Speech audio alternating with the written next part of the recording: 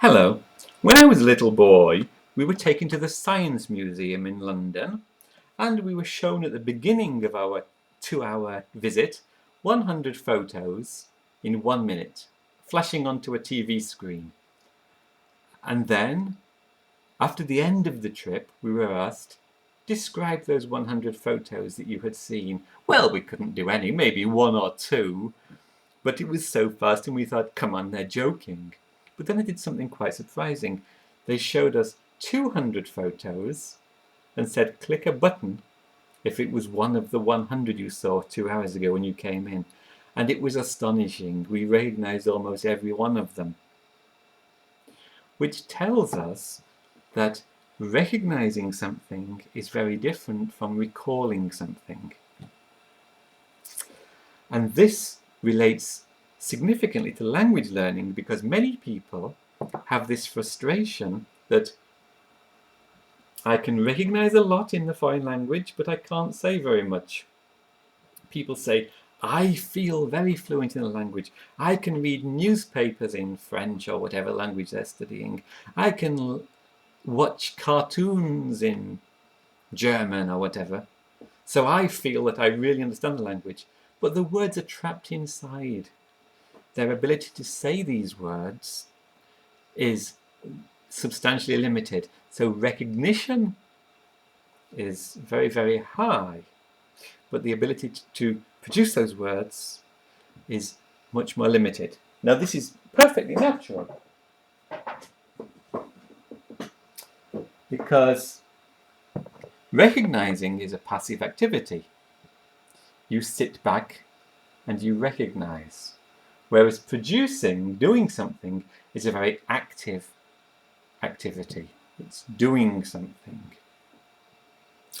And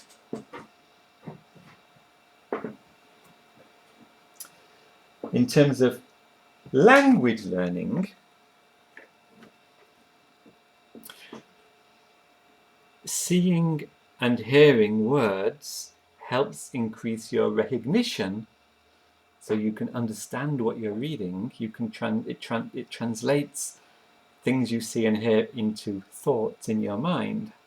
So you can read the newspaper, you can read magazines, you can watch some TV shows. But to transform your thoughts back into words, to be able to write and to be able to say, is much more limited. This active part of the language. So we often hear people talking about their passive vocabulary, what they can understand, being very high, and they measure their own abilities internally on this passive knowledge. Other people only notice your active vocabulary, and so they have a much lower measurement of your abilities than you have personally. And what people want to do, understandably, is bridge the gap. The problem is that reading and listening fill up a reservoir inside you of this passive vocabulary. So you're very good at recognizing. Unfortunately, the links in your brain, according to neuroscientists, to your active production abilities are very weak. So that if you rely just on reading and listening, you will understand more and more and more, but only a little bit of that very slowly drips down into the active vocabulary. A little bit will, but it comes very slowly. So the gap between what you can say and what you can recognize keeps getting bigger. Yeah. I'm going to actually show a way to close this gap. It's sort of like a magic trick in a way. So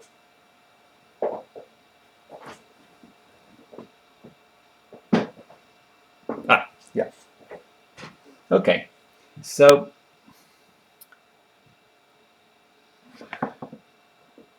there are several methods for language learning which have received quite a lot of acclaim. People say, finally I found a method that works. And what I've noticed these methods have in common is they actually focus on activating your vocabulary. So the gap between what you understand and what you can produce is very small. You don't have this frustration inside you that the thoughts are trapped in my head. I know the words in there somewhere, but it just won't come out. So these are methods that focus on activation, that focus on that small funnel opening up. So all the words are no longer trapped in the reservoir at the top. They're all available for you to use. And Asimil is a very good example of this, where the Asimil courses, well, I'm sure you're familiar with them, but this is the Czech course, Asimil Czech course, and each one has something like 100 lessons, where the lesson is in the target language on one side and in your own language, or which in this case actually it's Czech into French. But the idea is that you start out with something in the foreign language that you're trying to learn, you listen to it several times, you read it several times, and you then look at a translation in your own language in order to understand it. And this moves everything into your passive vocabulary. After you've done approximately 50 lessons, that reservoir is now got enough in it for you to move into the active wave, where you start to take things from your own language and translate them back into the target language for another 50 lessons or so. And so the reservoir then starts to open up and the water drips down, the words drip down so that you can start speaking. And people say, wow, with Asimil, I now feel that I can speak fluently, the words come. And something very similar is proposed by what I've sometimes seen called the full circle method by Luca, the wonderful polyglot, great polyglot. Polyglotta 80, I think is his name, but I'll put a link in the description to his YouTube channel. So Luca's full circle method is quite similar. You take something written or spoken in your target language, listen to it, read it many times, think about it, try to understand it, translate it into your own language, and then translate it back. So this seems to be a very common theme. Take something, understand it, translate it back. Okay? Michel Thomas, with his group of 3. You are the 3rd student in a group with 2 other students on his CDs. And he tells you some word in a language. Here's a foreign word. This is what it means in English. And he explains it. So you then understand it. It becomes part of your passive vocabulary. And then quite soon afterwards, he says, so how do you say, and then asks you in English, and you have to say it in the target language. So the circle is there again. So he immediately activates the words. And this is why the Michel Thomas courses are so popular. People see that the gap between their passive and their active vocabulary is quite small. Benny the Irish polyglot has something similar with his just talk method, although his is very quick gaps between things. You study a little bit, and then you get out there in the real world and you talk to people and use the stuff you've just learned. And this will activate the vocabulary. So reading and listening makes you very good at reading and listening, fills up that reservoir. But if you want to be good at speaking and writing, you have to start speaking and writing. And this is where the magic trick comes in. Once you have actually filled up this reservoir, as soon as you start speaking and writing, the floodgates will open, because you'll be able to activate quite quickly all of this passive knowledge. And people will be astonished at your progress. They won't realize you've got this reservoir. They'll just think your abilities in the language are skyrocketing. So having a passive vocabulary is actually like having money in the bank that you can pull on when you draw from when you need it, just by activating. As Benny says, if you constantly just keep filling the reservoir, this is paraphrasing, if you keep reading and listening until you're ready to speak, you'll never be ready to speak. Yeah, because speaking is what makes you ready to speak, if you know what I mean. Yeah, so get talking, and this gap will close. Oh, and here's the final method. it isn't a real method, it's one I invented, the big joke method. Many textbooks, many other sources of material are very boring.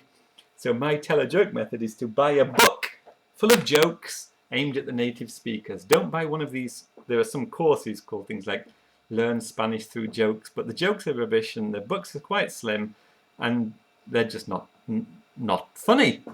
Here's a book that's at my bedside table all the time. It's thousands of jokes in Czech for Czechs. It's just a Czech joke book. And the jokes are quite small, and some of them are funny, some of them are not. Here's one, not a very funny one actually. Proč nemůže slon stopovat? Why can't an elephant hitchhike? And the answer is protože nemá palec, because it doesn't have a thumb. So what you could do with that is, just like I did, translate it into your own language, write it down, email it to some friends who speak just your language and not the foreign language. Hey, I read this great joke in my book in whatever language you're learning, and you translate it for them into English. And then translate it back into this language. Close the book, maybe later that day, try to translate it back if you can. And just keep doing that. These jokes are all quite small. A second advantage of buying a book is it teaches you something about the authentic language, not just the textbook language. Because jokes tend to be written in a quite informal style, the real language people use. And the third one is that it teaches you something about the culture and the outlook of the people. Let's find an example. There are loads of them in this book. Some of them are a bit shocking, actually. Yeah, here's one. Don't be offended by it, please. It's just as an illustration. Jaké jsou tři nejkratší vtipy na světě? What are the three shortest jokes in the world? Policajt myslí, a policeman thinks.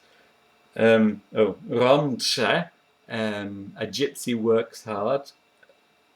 Rus jí, a Russian eats. Now, the first one, I understand exactly what that means. People here think the police are stupid. The second one about Roman gypsies working hard, people here, the prejudice is that gypsies are lazy. And Russie, I presume that's because there used to be terrible shortages of food in Russia and people were dying of starvation, so it's not really all that funny. But seeing these jokes, you can learn a lot about what's acceptable in the local culture, what attitudes people have, and so on. Excellent book, good bedside reading, doesn't take very long, and you get a reward of a bit of a laugh at the end. So, that's it. If you want to get good at speaking and writing, if you want a good active vocabulary, follow one of these methods. They all work. Don't necessarily follow the big joke method. It's just one I invented. But the others have been well regarded by many people because they work. If you don't get into this active stage, if you wait until you feel ready, you'll be stuck forever with a growing gap in your passive vocabulary and a very shallow depth in your active vocabulary, so that you will always feel frustrated that other people don't recognize you as being as good in their language as you know you are. Show your stuff. Show how good you are by activating it. That's it. Thanks.